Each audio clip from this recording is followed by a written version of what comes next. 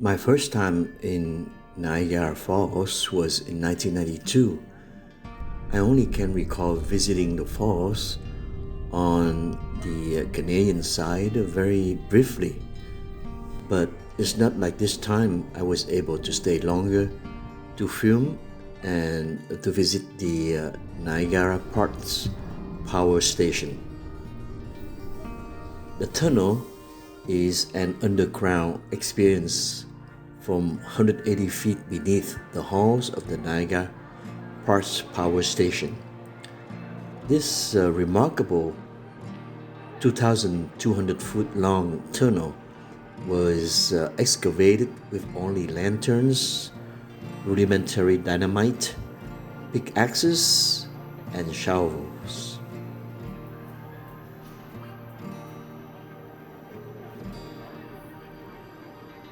If you look to the front window, you may see a smaller metal tube. That's called the drive shaft. That's what will spin those big blue generators up top at exactly 250 rotations per minute to create 25 hertz power. If you look a little further beyond, you may see another giant metal tube. That's also a penstock. That's because we have 11 layers in the building, each for its own generator and turbine below. Coming up here in this giant metal sink is where this turbine would stay if our facility was still in operation, of course. Now, once all that water from the penstock was done in the turbine, it has to go somewhere. So it will go down into the fuel pit, and it would eventually flow out through the tunnel you guys will be walking down into the Niagara River. The tunnel is 2,200 feet long, but it's 10 feet to walk to the platform and take pictures. Once you're done there, just take that same walk back.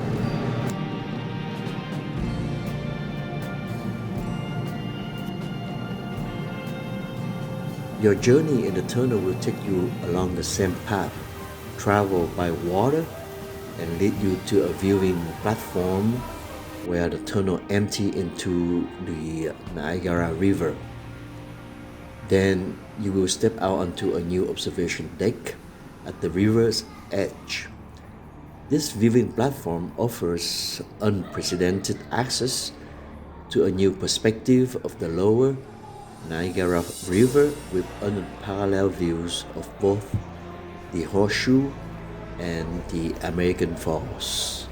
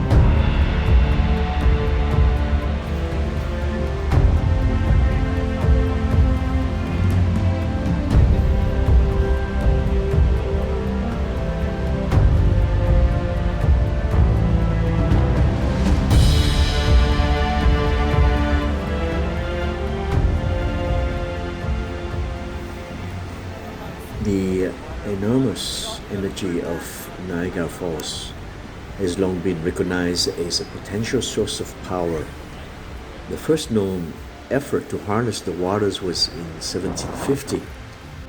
In 1881, the Niagara River's first hydroelectric generating station was built, and in 1893, Westinghouse Electric was hired to design a system to generate alternating current in Niagara Falls. And 3 years after that, a large-scale AC power system was created, and it had constructed of giant underground conduits leading to turbines generating upward of 100,000 horsepower. The government of Ontario eventually brought power transmission operations under public control in 1906, distributing Niagara's energy to various parts of the Canadian province. The Niagara Parks Power Station is the first major power plant on the Canadian side of the Niagara River, with immersive exhibits, restored artifacts, and interactive storytelling.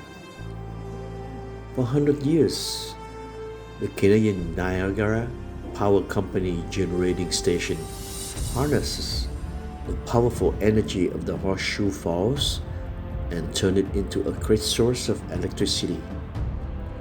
Now, years after its turbines came to a halt, the wonder of this hydropower pioneer is coming back to life in an entertaining and educational experience that highlights both the remarkable history and unique architectural features of this 115 years old engineering marvel.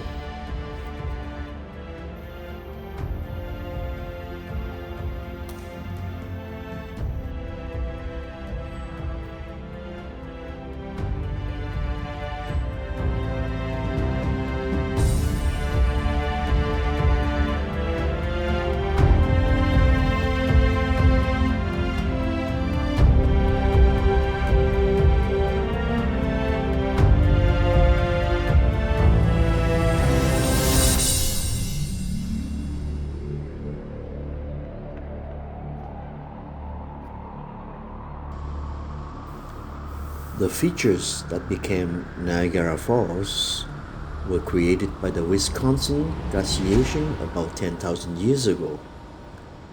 The retreat of the ice sheet left behind a large amount of melt water that filled up the basins that the glaciers had carved, thus creating the Great Lakes as we know them today. Niagara Falls is a group of three waterfalls at the southern end of Niagara Gorge, spanning the border between the province of Ontario in Canada and the state of New York in the United States. The largest of the three is Horseshoe Falls, which straddles the international border of the two countries. It is also known as the Canadian Falls. The smaller American Falls and Bridal Veil Falls lie within the United States. Bridal Veil Falls is separated from Horseshoe Falls by Goat Island and from American Falls by Luna Island, with both islands situated in New York. Formed by the Niagara River, which drains Lake Erie into Lake Ontario, the combined falls have the highest flow rate of any waterfall in North America, that has a vertical drop of more than 50 meters, which is 160 feet, and during daytime, more than 168,000 cubic meters, which is 5.9 million cubic feet of water goes over the crests of the falls every minute. The peak flow over Horseshoe Falls was recorded at 6,400 cubic meters, which is 230,000 cubic feet per second. Horseshoe Falls is the most powerful waterfall in North America, and all in all, Niagara Falls is famed for its beauty and is a valuable source of hydroelectric power. Balancing recreational, commercial, and industrial use has been a challenge for the stewards of the falls since the 19th century.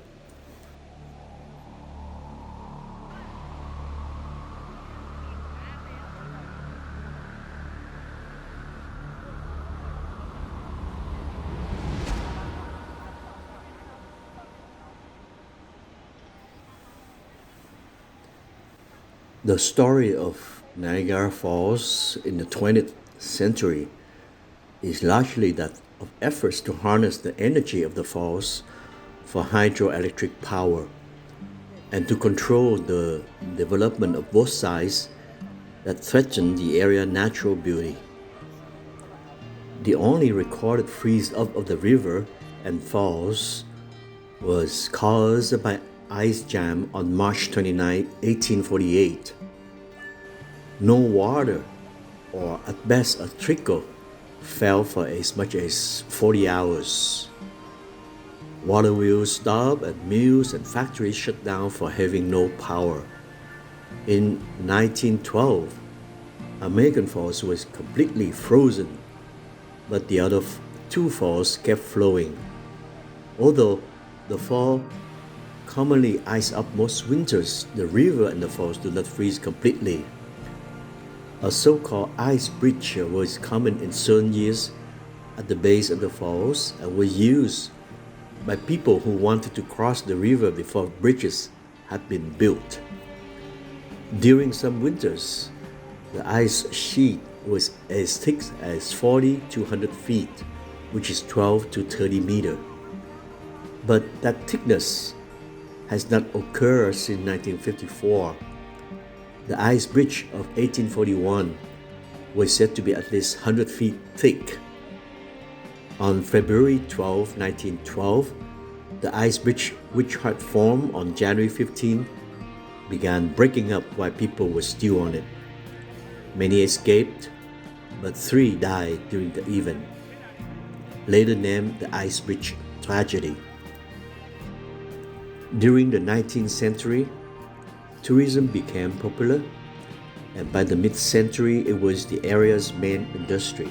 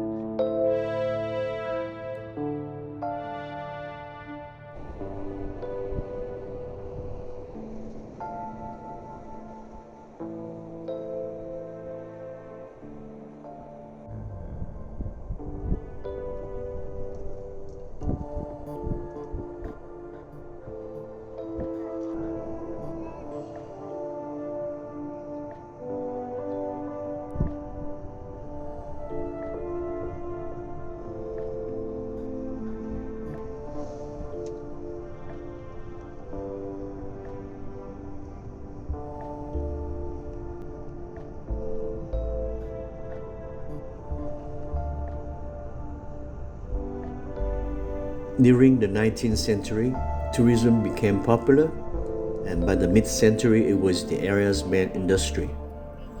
After the First World War, tourism boomed as automobiles made the getting to the falls much easier.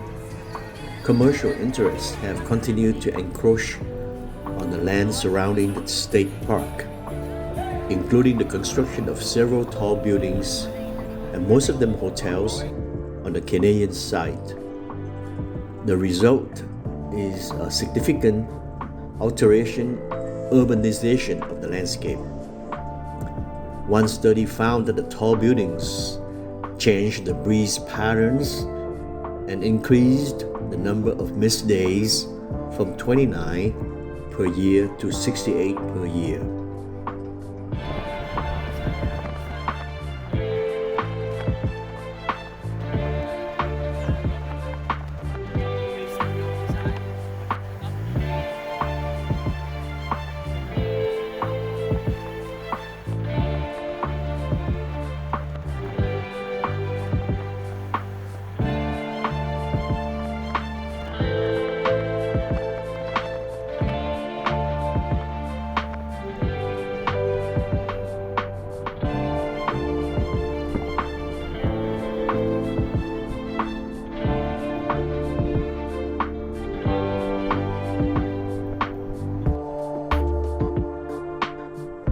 Thanks to our dear friend, Mr. Nga and Mrs. Van, they took me back at night to see the lights illuminating these magnificent waterfalls.